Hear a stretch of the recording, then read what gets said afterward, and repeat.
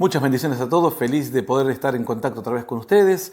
Sé que los videos anteriores acerca del matrimonio han despertado varias preguntas, incluso cuestionamientos, pero sin embargo sabemos que de a poco iremos aprendiendo, entendiendo doctrina, entendiendo la sana doctrina, que en muchos casos hemos recibido enseñanzas, tradiciones, que aun cuando algunas de esas tradiciones no sean malas o contrarias a nuestra vida, no nos dan una perspectiva concreta de cuál es la perfecta voluntad de Dios. Vamos a hablar un poco de esto, a ver cuál es la perfecta voluntad de Dios.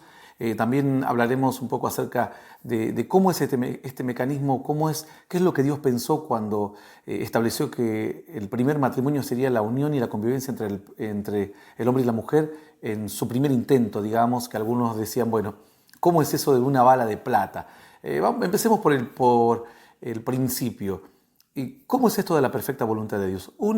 La perfecta voluntad de Dios es aquello que Dios piensa inicialmente. Es decir, uno quiere que su hijo se reciba, pongamos, de ingeniero, pero al no poder recibirse de ingeniero por los costos, por la distancia o cualquier otra situación, dice, bueno, prefiero que estudie, aunque sea una carrera terciaria, tal vez no una carrera que lleve 5 años, sino una carrera más corta. Prefiero que estudie, pongamos, seguridad e higiene, alguna tecnicatura, en lugar de ser médico que estudie enfermería, por ejemplo. Bueno, eso sería un ejemplo simple. La perfecta voluntad de Dios sería lo excelente, lo excelso, lo que Dios pensó, lo mejor que pensó para nosotros, y luego al no poder cumplir con esa perfecta voluntad de Dios, lo que vendría luego sería como la opción 2, es decir, bueno, ya que no pueden entrar aquí a esta tierra de bendición, vamos a buscar otro mecanismo para que ellos puedan vivir en bendición, tal vez a pesar de que han cometido errores o a pesar de que sean débiles y no puedan acceder a conocer la perfecta voluntad de Dios.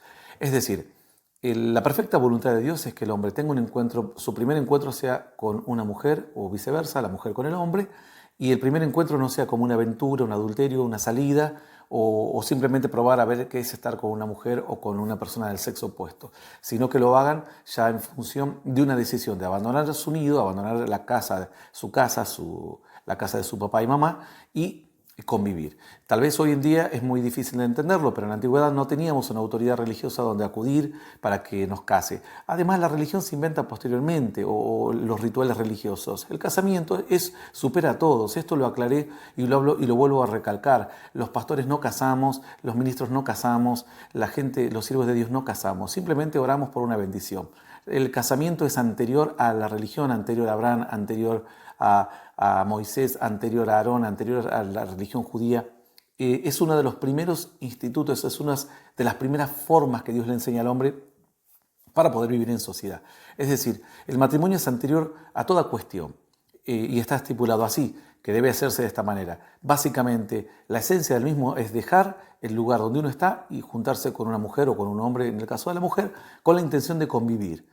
Eso es diferencia, y aquí una respuesta para algunos usuarios que preguntaron, ¿y qué pasa cuando uno tuvo relaciones prematrimoniales con diferentes personas? ¿Estoy casado con todas? No.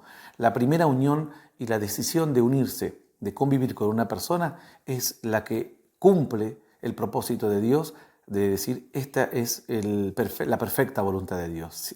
Seguramente el 99% de las personas no pudieron cumplir esto, o no lo pueden cumplir, o el 100% o el 80%, bueno, Dios sabrá cada situación específica. Sin embargo, yo tengo que enseñar lo que corresponde, no tengo que enseñar lo que quizás está sucediendo hoy en la sociedad. Primero enseñamos lo que corresponde, luego vemos la sociedad cómo se estructuró, cómo se desarrolló, y luego vemos qué hizo Dios para poder ayudar al hombre que vive en una sociedad que ha cambiado, en una sociedad que ha perdido valores, cómo hacer para que el hombre y la mujer puedan volver a su presencia a pesar de que ya van en el segundo o tercer matrimonio. Entonces hablamos y recalcamos esto, de que como uno vino, así se quede. La perfecta voluntad de Dios es esta. Es decir, la perfecta voluntad de Dios dice que la voluntad de Dios es santa, justa y agradable. La perfecta voluntad de Dios es que el hombre tenga su primera chance, su primera como una bala de plata, que era el mito de que con una bala de plata, tan solo con una bala, pero si fuese de plata, se puede derribar a cualquier bestia o a cualquier monstruo que venga a atacarnos. Pero como es de plata, tiene un poder suficiente, y es una sola. O sea, si erramos esa bala, perdemos la chance. Por eso es que mencioné eso acerca de esa bala de plata, pero sería la única chance de hacer las cosas en la perfecta voluntad de Dios. Obviamente que muchos de nosotros no hemos podido estar en la perfecta voluntad de Dios. A veces hemos fallado, a veces hemos cometido errores y Dios tiene que enmendar. Es como lo que Dios hizo, por ejemplo, en el desierto. El pueblo quería maná y Dios le dio maná. El pueblo quería carne, le dio codornices. Pero la perfecta voluntad de Dios tal vez no era las codornices, porque dice que después, comiendo las codornices, la tenían en sus dientes cuando mucha gente empezó a sufrir las consecuencias de haber hecho las cosas mal. La perfecta voluntad de Dios quizás era que ellos tengan la fe suficiente para esperar el momento y no obligar a Dios en medio de su rebeldía, en medio de sus llantos, a que Dios los escuche y les envíe las codornices para poder zafar esa situación adversa que los tocaba enfrentar allí en medio del desierto. Entonces muchos de nosotros hemos sido llamados por Dios, quizás cuando éramos jóvenes, teníamos menos años de los que tenemos ahora, y le hemos dado la espalda a Dios. Y esa era la perfecta voluntad de Dios, conocer a Dios quizás a los 15, 18, 20 o alguna edad por el estilo. Sin embargo, muchos le dieron la espalda a Dios porque eran muy jóvenes y luego se volvieron a Dios a los 30, 40, 50. Alguno dirá, ¿pero qué? ¿Ya no tengo bendición? ¿No? Dios no es un Dios de oportunidades, claro que hay bendición. Pero ¿cuál es la diferencia? La bendición que iba a recibir a los 18, a los 20, a los 25 años era totalmente distinta a la que voy a recibir a los 30, 40, 50 años. Voy a recibir bendición, pero la bendición será diferente.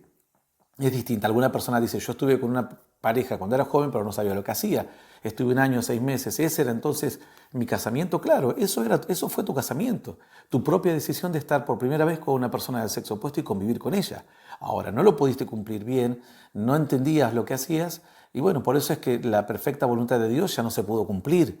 Entonces ahora sigue el desarrollo de la vida. Ahora, tienes una pareja o ya te has casado por civil, por iglesia o como fuere, y algunos dicen, pero ahora llegué a Dios. Bueno, la Biblia dice que como llegues a Dios debes quedarte, a no ser obviamente que estés llegando hoy destruyendo un hogar, por ejemplo, que ya son cuestiones específicas que las vamos a hablar en próximos videos, no nos queremos salir un poquito de la temática. Pero si hoy llegas a la presencia de Dios y es tu matrimonio, tu pareja con la cual estás hace 15, 10, 20 años, pero has tenido quizás antes en tu juventud una convivencia, bueno, esa primera convivencia era la perfecta voluntad de Dios. Quizás no tenías en cuenta que era la única oportunidad de estar en la perfecta voluntad de Dios. Ahora sí serás bendecido, hay bendición, es bendecido los dos.